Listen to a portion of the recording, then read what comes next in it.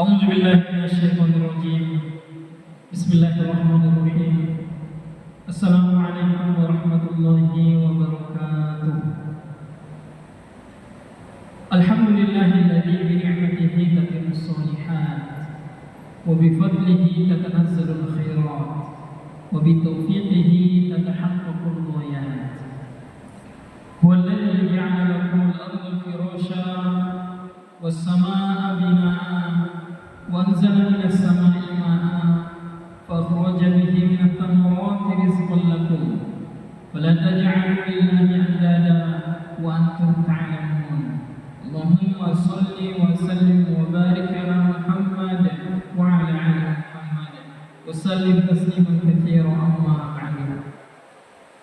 Baik Ibu jamaah umur yang dimuliakan oleh Allah Subhanahu wa taala, mari kita tingkatkan rasa syukur kita kepada Allah Subhanahu wa taala.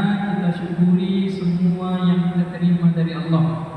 Umur kita, sehat kita, harta kita, anak kita, semuanya adalah merupakan nikmat dari Allah Subhanahu wa taala yang wajib hukumnya kita syukuri kepadanya.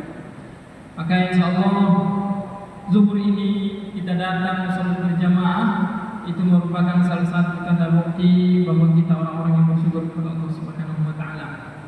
Salawat dan salam senantiasa kita sanjung tinggikan kepada Nabi kita, Nabi Agung, Nabi besar Muhammad sallallahu alaihi wasallam. Dalam paskan Allahumma sholli ala Muhammad wa ala ali Muhammad. Assalamualaikum ya Rasulullah, assalamualaikum ya Nabi Allah. Bahwa ketika Allah Subhanahu wa taala menyuruh kita salat, tapi Allah tidak salat. Allah suruh kita puasa, Allah tidak puasa.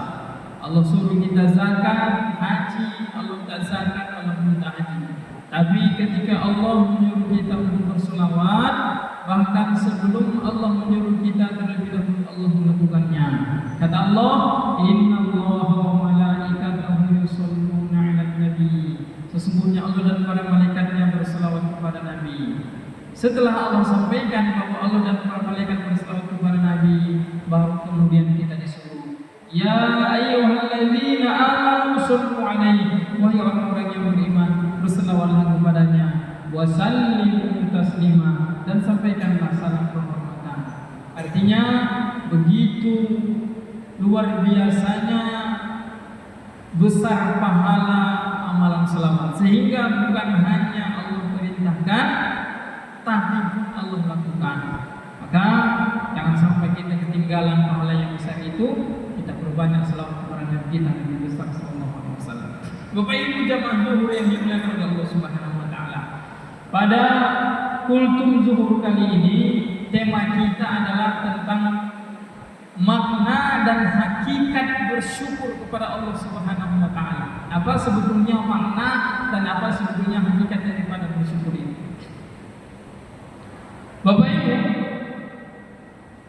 ketika Aisyah radhiyallahu anha melihat kaki Nabi bengkak karena sholat malam qiyamul lail yang dilakukan, yang didirikan oleh Nabi sallallahu alaihi wasallam, maka Aisyah bertanya kepada Nabi. Kata Aisyah, "Ataf'alu hadza ya Rasulullah?"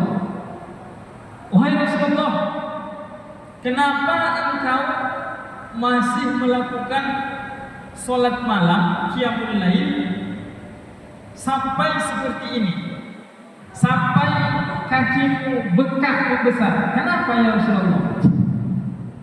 Bukankah engkau ini adalah orang yang maksum? Maksum itu adalah orang yang dosanya lalu sudah diampuni oleh Allah Subhanahu wa taala.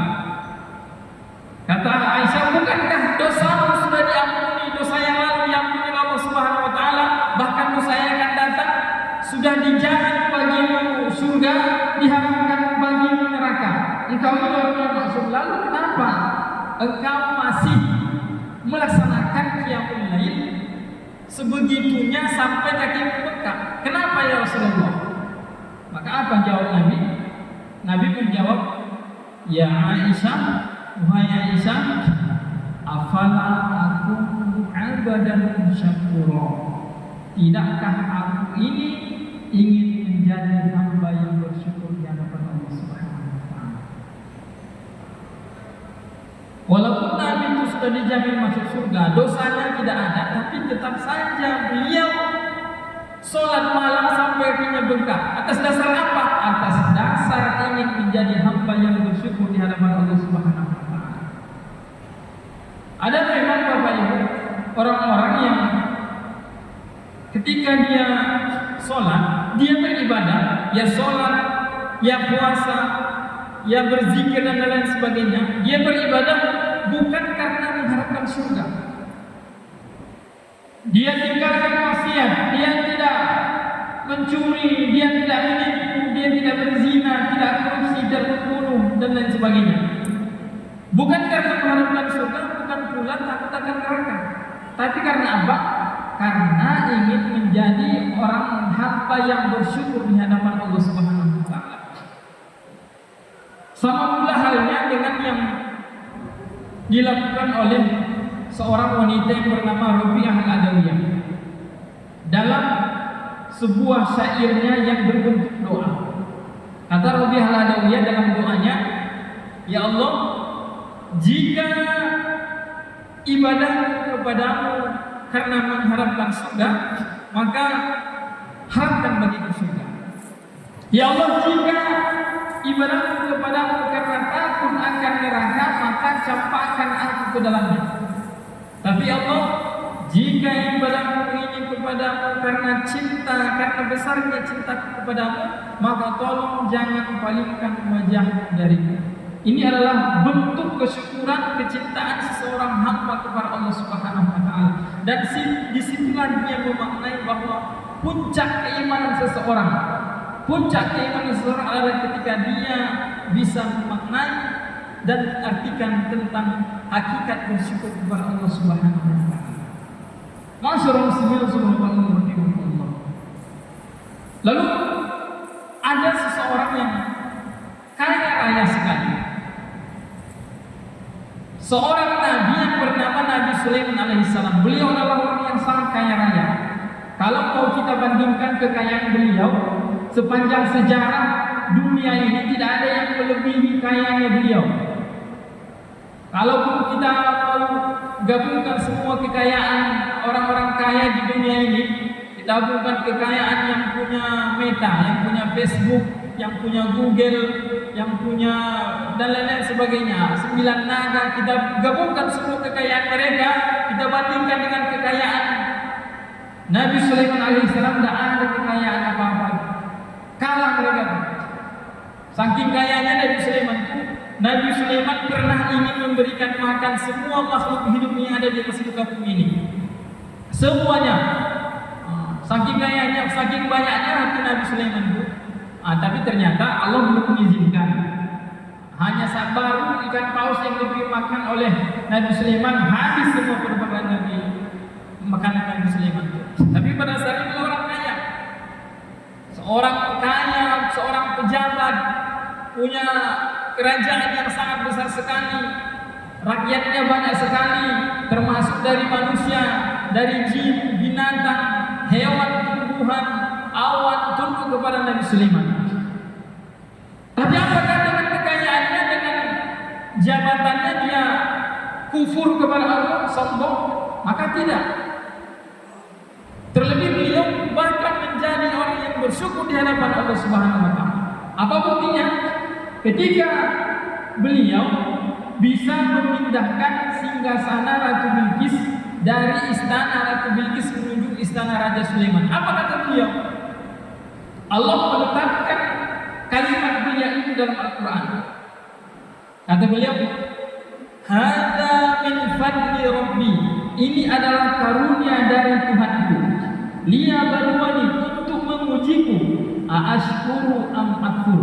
Apakah dengan karunia ini aku bersyukur atau sebaliknya aku kufur? Ini ujian untuk melihat bahwa kita menjadi orang yang bersyukur atau menjadi orang yang kufur.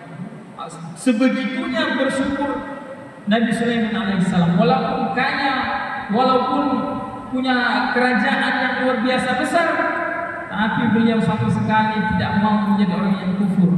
Bahkan ini ujian, ini untuk melihat aku bersyukur atau tidak. Atau bahkan ketika beliau bisa berbicara dengan semut, beliau berdoa kepada Allah. Doanya, Rabbi auzi'ni, ya Allah, bimbing aku ya Allah, tuntun aku ya Allah, an asykura, untuk mensyukuri nikmataka allati an'amta alayya, nikmat yang telah Engkau berikan kepadaku.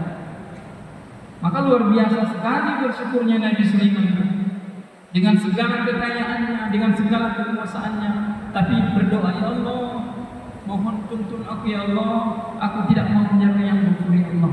Ya Allah, mohon jadikan aku orang yang bersyukur kepada-Mu ya Allah. Beda dengan Fir'aun, Pak. Fir'aun ini memang dia kaya juga, raja juga. Tapi kalau kita mau bandingkan kekayaan, kekuasaan Fir'aun dengan Nabi Sulaiman, tidak ada apa-apanya Fir'aun itu. Kalau jauh Fir'aun dibanding Nabi Sulaiman. Tapi Fir'aun ini dengan kekayaan, dengan kekuasaannya membuat dia sombong, saking sombongnya mengaku Tuhan.